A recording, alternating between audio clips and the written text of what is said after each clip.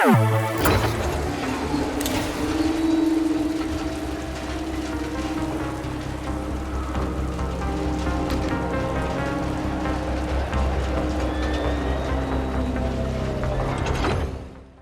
there and welcome to VGC.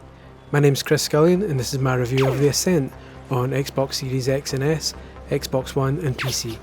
The PC version is the one that's been shown here. It's no secret that Xbox Game Pass has more than its fair share of benefits. While the ever-growing game library and access to all of Microsoft's first-party games at launch are among the most obvious plus points to take from the service, one of the most notable benefits can be found in those moments where you try a brand new game you otherwise wouldn't have dabbled with and find yourself falling in love with it.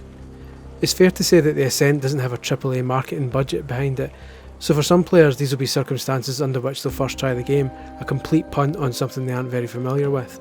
They'll almost immediately be glad they took that leap, because what they'll find is an exceptionally well designed action game with some of the best world design we've seen in this medium to date.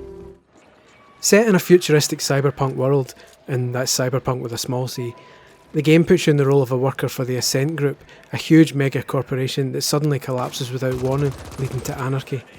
As other organisations and syndicates fight each other to try and take control of the city, it's up to your character to make sure nobody manages to pull it off, while at the same time trying to find out what caused the Ascent Group to go belly up. While the world of Veles has more than its fair share of weird and wonderful inhabitants, it's the environment itself which is undoubtedly the game's most endearing character. The sheer level of detail that has gone into each area is breathtaking, not least when you consider that developer Neon Giant consists of only 12 people. While many games with similar zoomed out top-down viewpoints can occasionally be graphically underwhelming because it can lead to environments lacking in detail, the Ascent instead uses this viewpoint to its advantage by creating vast cityscapes that stretch miles into the distance while using a cinematic camera to swipe around and ensure that the player almost always has something cool to look at. When you then add the gorgeous lighting effects on top of this, with some sections bathed in reds, oranges, yellows and greens, the result is one of the most visually appealing game worlds we've probably ever seen.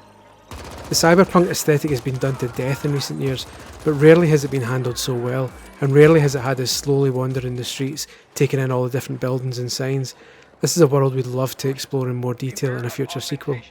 This is all accompanied by a phenomenal soundtrack that at times shows its clear Vangelis Blade Runner influence, and at others provides a pumping, pulsing soundtrack to accompany moments of action. Just listen to some of this. This is The Feed, with yours truly.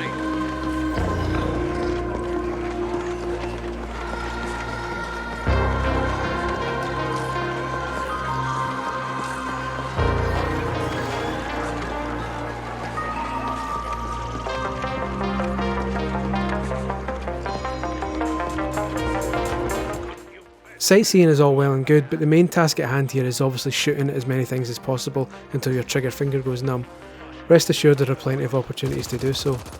As you explore new areas, groups of enemies will approach you on a regular basis, turning every seemingly innocuous street into a potential gunfight. Combat is handled with a twin stick setup, with the left stick handling player movement and the right stick controlling your aim, accompanied by a handy red laser pointer. There are a few different types of weapon available to you, each with their own different feel. Machine guns let you take on large groups of enemies from a distance, but their accuracy and power leave something to be desired, whereas more powerful shotgun type weapons like the riot gun do enormous damage up close as a reward for the obvious risks involved. Now this by itself is no great innovation, but the weapons are so satisfying to use and enemy strengths are diverse enough that some situations really do require you to stop and consider which gun to take into battle. Gunning down the giant mech boss with a machine gun, for example, is all well and good if you've got an eternity to spare slowly whittling his armour down. But if you can get in close and avoid his slow but extremely powerful attacks, you can blow chunks out of its health bar with a more powerful weapon. The environments also come into play during combat. The B button lets you duck down behind various pieces of scenery, while holding the left trigger lets you raise your gun above your head and aim over it, meaning you can take cover and fire from behind it, which is deeply satisfying to pull off, though it should be noted that enemies can do the same. Most games of this nature have some sort of character progression system, and the Ascent is no different. As you level up, you gain skill points which can be used to boost specific attributes, such as your maximum health or the likelihood of enemies being able to stun you.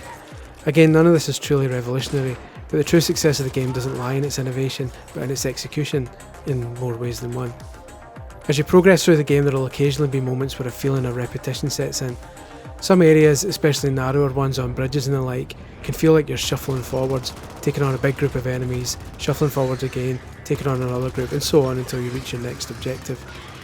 As entertaining as its gunplay is, it can sometimes feel like these countless battles are constantly thrown in your way to slow you down and artificially extend the game's length. Granted, it's an action game, but when you hit your umpteenth fight against a gang of 15, the impact is lessened a little. We also really struggle to get into the plot, particularly because the dialogue suffers from the same problem a lot of sci-fi does, in that it regularly throws made-up jargon at you that's designed to build the universe, but just makes conversations difficult to decipher. We completely appreciate the game is set in a different world, and so there's obviously going to be some fictional terms, but at least stuff like Star Wars would throw people a bone every now and then with the likes of speeder bikes, sandcrawlers and lightsabers, terms that may be alien but are still easy enough to understand. Here though, some characters, most notably Poon, your main mission provider for a decent chunk of the game, regularly rattle off reams of lingo that can be really frustrating to parse. One of the bulbheads you rescued from Malhorst Gelb claims we can funnel energy covertly from the old tokamak down in the deep stink. Sometimes you'll be given a mission that's loaded with so much bizarre terminology that you're not really sure what it is you have to do. Thankfully 95% of the missions in this game involve walking to an objective marker and shooting everything in sight. These objective markers are a strong example of the numerous ways the game caters to different skill types. For the most part, players can choose to follow the green markers, which provide a conventional navigation system you'd expect in games like this. These appear at the edge of the screen and give you a rough idea of the general direction of your next objective, but you still have to figure out what route to take to get there. However, if you're struggling and don't know what to do, you can instead tap up on the D-pad, which makes a red laser path appear, showing you exactly which way to go. Theoretically, players can just keep pressing up and have their hand held straight to the next location. Obviously, this is completely optional. This focus on user-friendly experiences is ingrained throughout the entire game, from the way you can press in the left stick in inventory screens to replace stat icons with text descriptions, to the way that every time you die, you're simply a single button press away from instantly jumping back into the action, albeit a bit further back, with extremely fast loading to boot. When you break it down to its basic components, the Ascent doesn't do anything that particularly pushes the genre forward in any way, but when it looks as phenomenal as this and is as thoroughly entertaining to play, it doesn't have to.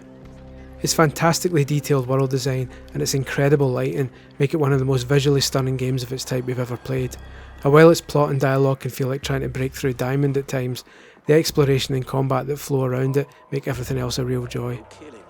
The Ascent is a superb action game that looks as fantastic as it plays. Its plot and dialogue can be pretty hard going, but its gunplay is deeply satisfying. On Game Pass it's a no-brainer, but it would be worthwhile at full price too.